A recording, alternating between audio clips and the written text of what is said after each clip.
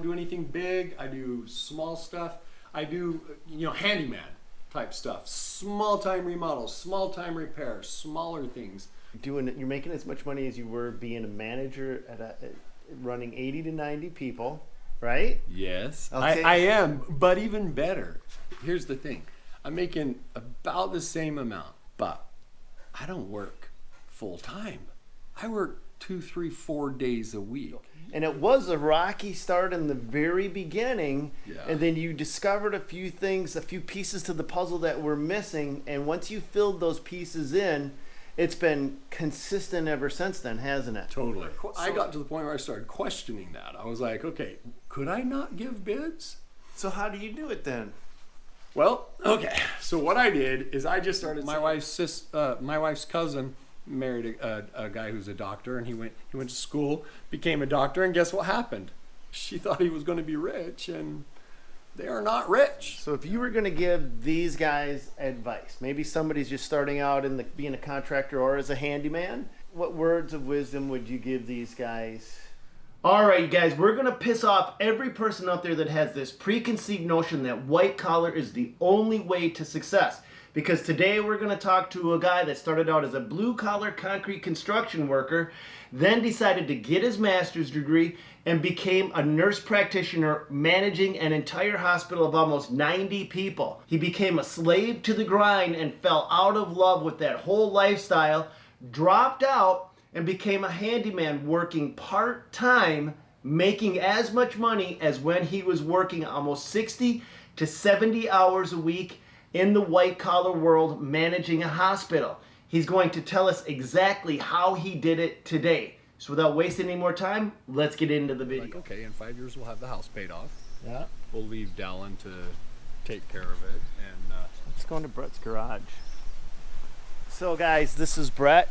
Brett was actually you started out in blue collar, right? yeah, I started out as a construction guy, a remodel contractor for years. And then I came down with carpal tunnel syndrome and ended up having to have the surgery. And because I read a lot and I've always been fascinated by medical stuff, my doctor was conversing with me, the hand surgeon, and he said, "Brett, why didn't you ever go to college?" And I said, "Money." And he said, "Well, you're not going to be able to continue doing concrete construction with your hands like this." And he said, "So I really strongly recommend you get help, whatever help you need to, and go to college." I struggled my way through college. But then you became an RN. Yeah, got my RN. I was pre-med and ran out of money. Okay. Starving student.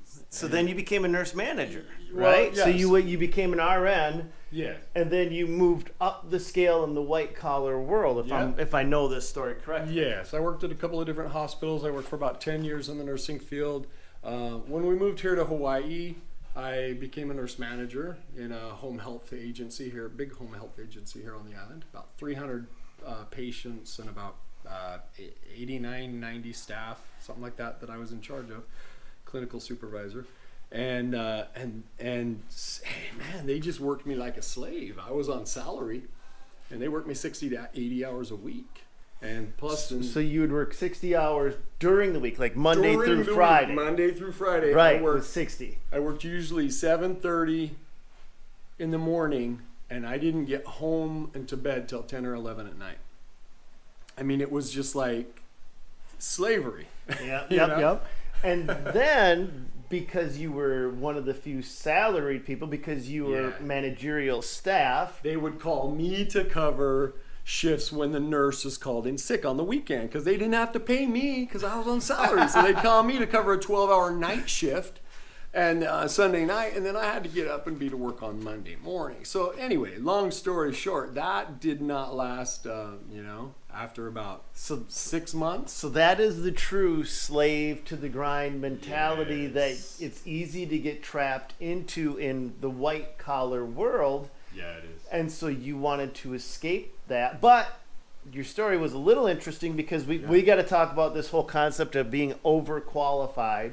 Yeah. And what that means, because we don't want to miss out on any of these points. So Yeah, this is a really important concept. When you're overqualified and they won't give you a job because you're overqualified. This happens all the time in the nursing field. If you go into management, which I didn't like it. I was like, salary, no thank you. You know, hardcore working, managing people and their problems, no thank you, didn't like it. Okay, so I resigned, and then I wouldn't get hired for any job below management. Like, I would interview. I had never been not hired. I had never been interviewed in my entire life and not been hired for any job. And I interviewed like 5 or 6 times for different jobs I interviewed, and didn't get hired. And I told my wife, I was like, I don't know what's going on. I mean, am I being sabotaged here? Or I didn't know. But what I realized as time went on, and I asked, investigating questions during the interviews, is they would be like, well, you've been in management. And so if you've been in management and a manager is the one who's going to hire you, whose job are you threatening? That can be one of the traps that's easy to get into, because managers don't want to hire somebody that they're thinking can replace them. Yes. Now, this is what I call the small mind mentality, and it's almost the exact opposite from blue collar to white collar. In the blue collar world, the more experience you get, the more valuable an asset you become.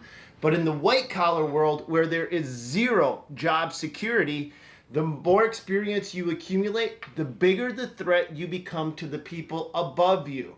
To protect their own butts, they don't want to hire somebody that they perceive as a threat. Or just like, we're construction guys, okay? Every construction guy knows how it is. If you make a mistake, he's going to see it. If he makes a mistake, you're going to see it, right? Well, in the white collar world, it's the same way. If you make a mistake and you hired somebody who's been a manager, they are going to see that mistake and they're going to critique you. So anyway, that's why they don't like it. That's why they don't want to do that. And that's why once you go management, you can't really go back. So you went to blue collar. You went back to your roots. Yes. Right? Yes. You went back into construction. So you do remodeling, you do new additions. So you do everything from, do you actually build houses from the ground up anymore? No. Okay. I just do really small stuff. Okay. I don't do anything big. I do small stuff. I do, handyman type stuff. Small time remodels, small time repairs, smaller things. And you're making as much money as you were being a manager at running 80 to 90 people, right? Yes, okay. I am, but even better. Here's the thing. I'm making about the same amount, but I don't work full time. I work 2, 3, 4 days a week. It averages out to be about probably 4. Sometimes I'm really busy on something, and I'll be building something, manufacturing something in my garage here, and I'll work 7 days, right? But then the next week I work 2. And so I've got freedom. And you know what? That's something that everybody has to realize. Nobody understands how valuable freedom is until they don't have it. Yes. Right? And then if you don't have it, you're like, oh, I need my freedom. But then as soon as you get it, yep, you feel like, oh, but I'm not making as much money. No. That's not how it is. When you have the freedom, that's like money. This whole thing started 8 years ago, and it was a rocky start in the very beginning. Yeah. And then you discovered a few things, a few pieces to the puzzle that were missing, and once you filled those pieces in, it's been consistent ever since then, hasn't it? Totally. So in the very beginning, you thought you were busy.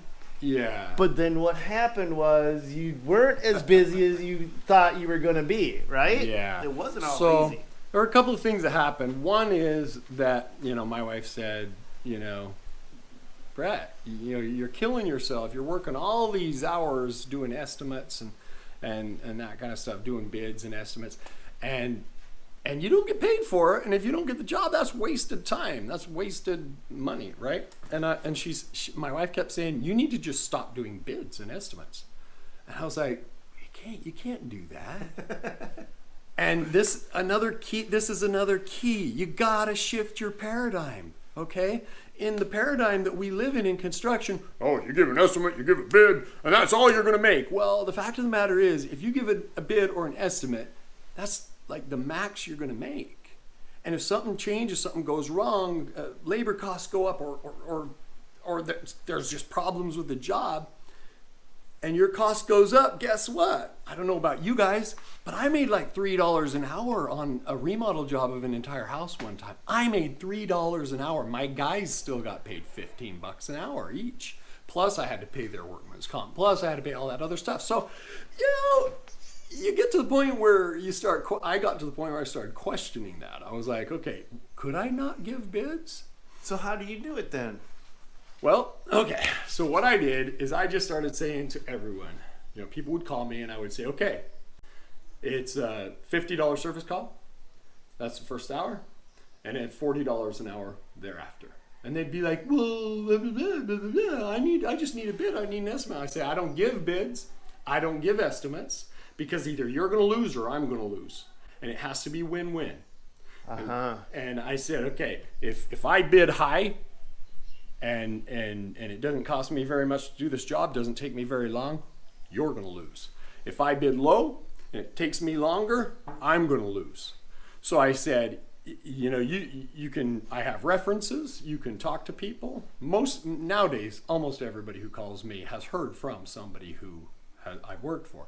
And they're like, no, you got to get this guy.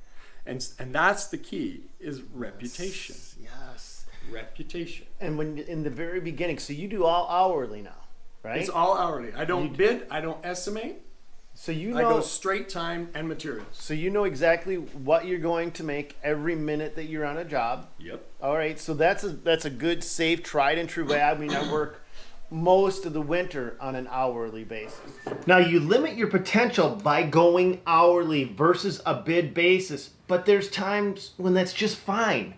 Now you'll hear me talk about how I operate all winter long on an hourly basis, and that's almost like having a vacation, because it eliminates one of the risk factors about doing a job. You know how much you're going to make. All you've got to do is put the time in. It's a pretty simple method that might be more comfortable for some people than others. Yeah. So when I'm running equipment, my biggest accounts are hourly because it's just the safest way to do it. Now, I take a lot of risks spring, summer, and fall when I'm working on jobs because that's all bids. Estimates and bids, yeah. Yes, and there's been a lot of jobs where not only did I wish I didn't do the job, but I lost money. It cost me money to be on that job. Yeah. Big jobs, big, massive jobs. And so what you're doing is not a wrong way to do it. And some of these guys are going to go, they're going to complain about it, but in reality, you're making exactly where what you're making. Well, I would have said, had anybody told me, Brett, in 10 years ago, if somebody said, in a couple of years, dude, you're going to be making $40, $50 an hour, and you're never going to have to give bids, and you're going to just tell them, no, it's time and materials, dude. I would have said, you're full of crap. Nobody would do that. But here's the truth. You have the reputation. You do good work. You don't waste time. You have no problem with the customer watching you work. What happens is the word gets out and people are like, no, this guy will do it right. I cannot tell you how many times I've gone to somebody who said, yeah, I've had 3 handymen or contractors, both, here to fix this. And none of them seem to be able to fix it. Can you do it? And I stand there and I'm like, yes, I can. And I go to work. And I'll give you a great example. It's a towel rack. Towel rack in a bathroom, kept breaking off the wall. 6-year-old boy and 7-year-old boy pulling their towels off, pulling that out of the sheetrock. That's a simple fix. It's a really simple fix. But they had 3 contractors and 1 handyman come in there, and they couldn't fix it because one of the contractor guys stuck a new stud in the wall. Took 3 feet of sheetrock out to put another stud in there so that he could mount it in the studs, and then he missed the stud. Okay, we are in Hawaii, guys. It's quality. It's quality. Like, did he not measure? Right. Okay. So I want to talk about your reputation really quick because I want to back this train up a little bit. Because when you first started, you just assumed you were going to be busy because you started out busy. Yeah. Okay. Yeah. So you started out busy, so you were turning down jobs in the very, very beginning, and then all of a sudden you came to a dry spell. Yeah. Well, I had been working almost exclusively for one client for a long time, doing a lot of different little repairs for him. It was almost a year, I think. And then once that was all done, it was like, okay. And all of a sudden, a month goes by, and I'm like, wow, it dawns on me that I had been telling people for almost a year, I'm sorry, man, I'm booked. I can't take the job. Here, call this guy. Here, call that guy. Because I have a couple of guys that I know are good and they do good work. Well, then I had no work, so I advertised one time in a tiny little local newsletter, and that was the only time I've ever advertised. So you had to jumpstart your business Yep. to breathe life back into it, Yep. but then you realized I'm reading between the lines a little bit here, thinking of how I do it. I book out enough work ahead of me, but I never stop bidding. Like, I mean, you were making over $100,000 a year, right? As a nurse? Yeah. No. I was only making about 80 grand. No, as a nurse manager. No, I was only making about 80 grand. This is another thing that blue collar workers don't understand. Being a white collar worker, being an educated worker, doesn't mean you're going to be rolling in all this No. I mean, if you're a doctor, let's say you get a doctorate, a medical doctorate, you can make $250,000 by working for a hospital. $250,000. Take a big chunk out of that for taxes and all that. And all of a sudden you're like, dang. My wife's cousin married a guy who's a doctor, and he went to school, became a doctor, and guess what happened? She thought he was going to be rich, and they are not rich. No, and they've got major debts. Major debt that they're going into. So if you were going to give these guys advice, maybe somebody's just starting out in being a contractor or as a handyman, what words of wisdom would you give these guys to help them get going? Knowledge is power. That's probably one of the most important things you got to understand. If you don't completely know how to do something, do not do it. I can't tell you how many times I've been called out to fix stupid things that people have done wrong. If you don't know exactly how to do it, if you don't have experience, go to YouTube. There are guys out there who do know what they're doing. There are a lot of guys who don't know what they're doing and tell you stupid stuff. But go to YouTube, watch videos of guys who are experts and know what they're doing, and learn, educate yourself on this. The smarter you are, the more skilled you are, the more money you will make in the blue collar world, because the blue collar industry is dying. You are becoming a mega rare, scarce asset. And a scarce asset that's also got a ton of skills becomes extremely valuable. It's the law of supply and demand. And you guys, you're the limited supply, and there's an ever increasing amount of demand for high quality individuals with skills. Become that person, and you'll be able to almost set any price you want for your services. I promise you, guys, there's a lucrative career doing this stuff. Lucrative. Probably the most important thing. The second thing is, don't devalue yourself. When you give a bid and you give this really low bid, you are devaluing yourself. And if you devalue yourself with low bids, what's going to happen? This happened to me initially when I was a contractor. You're going to get jobs and you're going to kill yourself doing them. Like I said, I ended up making $3 an hour on this big remodel job. Yeah. And my guys got $15 an hour. That's demoralizing. It's emotionally destructive to you. It's bad for the customer because too. they're not getting a value, because then you're sweating it. Yeah. And instead of being able to over deliver on quality, typically you're under delivering because you're trying to save your own tail. Well, the reason why I made $3 an hour is because I don't under deliver. I always give quality work. And so I ended up killing myself by giving quality work, and I made $3 an hour. That will just destroy you. Undervaluing, I think, is the worst possible thing that a contractor can do themselves. Here's a great personal story. I did a video a couple of years ago. Making $2,000 in a single day was the name of the video, or something like that. And comment after comment was guys going, "Oh, I could have done that job for $600." Uh-huh. And I'm thinking, what is wrong with you? No, you could have done the job for $1,990 and got it from me. And, Yes. and so you could have put all that extra money in your pocket, and you could then, when you have this giant safety net underneath you, you can do better work. You can give little extras, and you don't even have to tell the customer about it. I mean, a lot of times we're doing stuff that the customer never requested because we can. And we know that in the end of it all, it's going to be better for them and better for us when they're telling their friends, their neighbors, their relatives, and reputation has taken us over, right? Yeah. All right. Yeah. So anyway, all right, you guys. Well, we're in Hawaii. I got to hook up with Brett, check out his place, share some words of wisdom, and I hope this video's helped you out. Any last words, Brett? Nah, I think we said it. All right. God bless. Go get them, you guys. Now, all right, you guys. Now, Brett is a pretty unique person, but he's not doing anything extraordinary besides focusing on quality. And we wanted to drive home this point because that's the best way that I can relate with you guys to book yourself out. And when you book yourself out, you can command a premium price, and a premium price leads to a better lifestyle for you guys. Let me know in the comments down below what you think of this video. If you like videos like this, I can do more of them. God bless you guys. Go get them, and do me a favor and check out these videos right here.